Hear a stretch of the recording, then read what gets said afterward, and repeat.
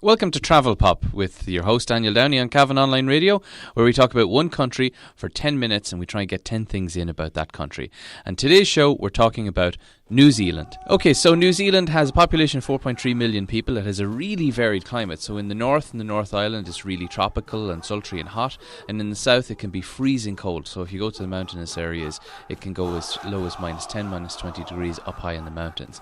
It has the New Zealand dollars, and it's 43% no religion. That's an interesting thing as well. It's one of the highest countries that's, I suppose, agnostic or whatever you want to call it. The main cities are Auckland, which is called the City of Stills. It's far in the north. It has 1 million people, so a quarter of the population. So quite similar to kind of Dublin, Ireland.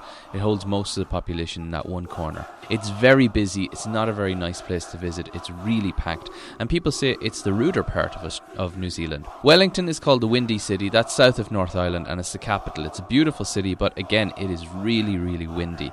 And you'll see that as soon as you get there. It's on the straits between the two islands, and the winds will really strip you, especially in wintertime. And remember, their wintertime is our summertime. The next one is Christchurch, and that's basically the heart of South Island. Christchurch is a provincial little city and has a real kind of colonial English feel to it. But it's really beautiful, gorgeous, except the earthquake damage that's done. It's everywhere, and you can see and go and visit all the different cathedrals and chapels and buildings that's been damaged by the earthquake.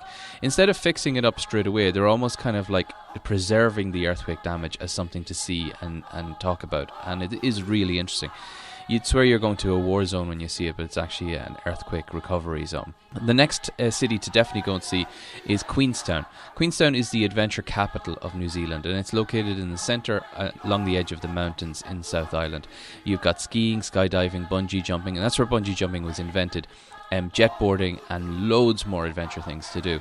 So I did cycling and hiking and walking and stuff like that. It was pretty interesting. So moving on to the outdoors, and in the outdoors it's most famous for its walks and things like that.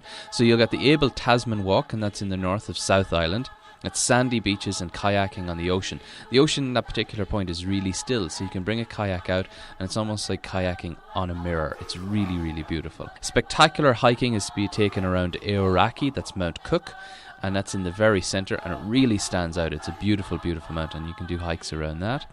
The Bay of Islands is a really pretty spot full of little tiny islands and little jewels of conservation spots, and that's a pretty spot in the North Island, well worth travelling to. Next up on the list is Coromandel Peninsula. It's really rugged, but there's some nice sandy beaches around there, and it's great for hiking, and it's just an hour from Auckland, so it's really easy to get to.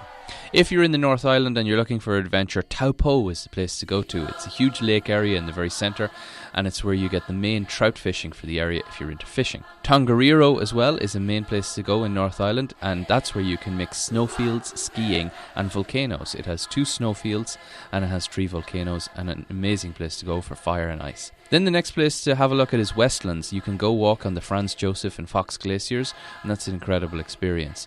Also go see the glowworm caves in Te Anau, and it's a place under the ground where tiny little worms are living and they basically glow in the dark. It's a pretty amazing experience. And do experience Maori culture.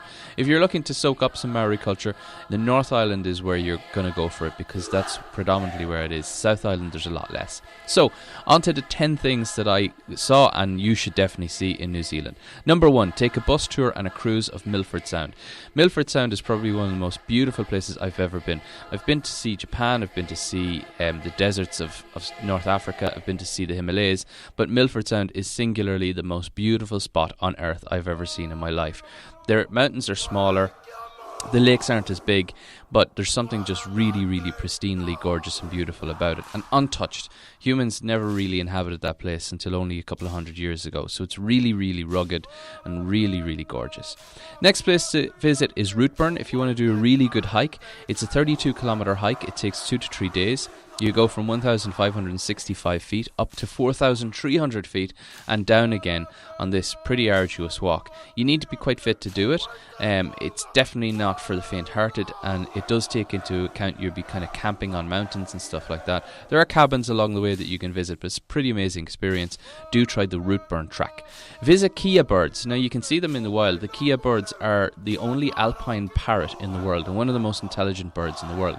Be warned, however, they are very cheeky. They love playing with toys, and for them, toys includes your shoes, which they're big enough to fly away with, your backpacks. They can open your backpacks, they're intelligent enough to do that, and take food out and steal everything from it.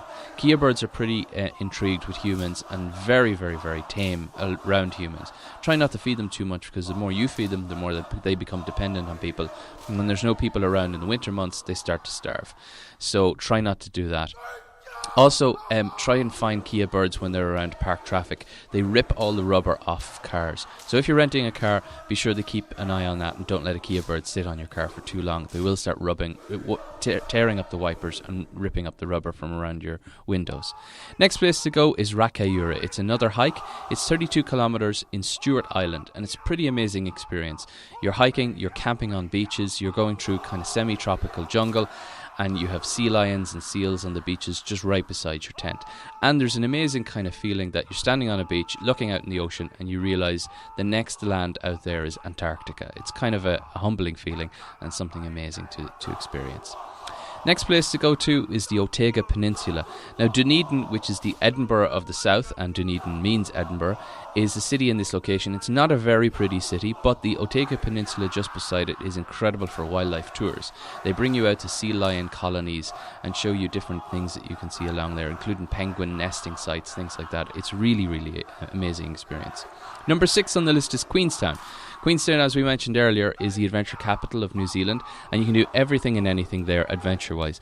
But it's also just a really beautiful cultural place. So if you want to go for lovely food, lovely music, it's a place to just unwind, relax, have fun, and just get to know people.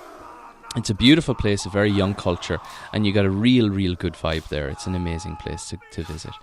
Wanaka Lakes is number 7 on the list. It's just pristine and beautiful. It's one of those places you really just need to see to experience it.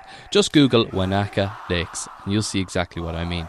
It's just a gorgeous, gorgeous landscape of brown hills, 2 beautiful, beautiful lakes mirroring the sky, and the sky is just constantly blue. It's amazing.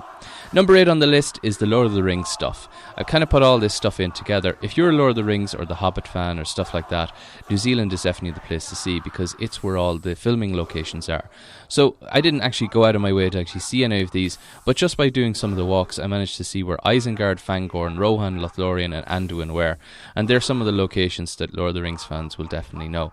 Amazing experience just to see them and realise, wow, this is the place that inspired that movie. So Te Anau is number 9 on the list. It was just a beautiful little town in the South Island, and it's where you go to see the glowworm caves among a few other things. Lovely people, very relaxed, an incredible place. Number 10 on the list, finally, is the people of New Zealand themselves. They're an incredible people. They're just so really humble, and they're very proud of their place. They're very Irishy. They're very kind of easygoing, laid back, and just want to make friends and be friends. They're incredibly friendly. They know that they rely on tourism for a lot of the money that comes into the country. But despite that, they're friendly just for the sake of being friendly, because it makes a nicer world. And a lot of New Zealanders will just say that. They just want to have a nice time. So they're a good people, they're a party people, they're people that just want to be friendly to you and help you out. And that's definitely the experience I had while I was living there. Just 2 notes before we finish up. The first one is Maori appreciation.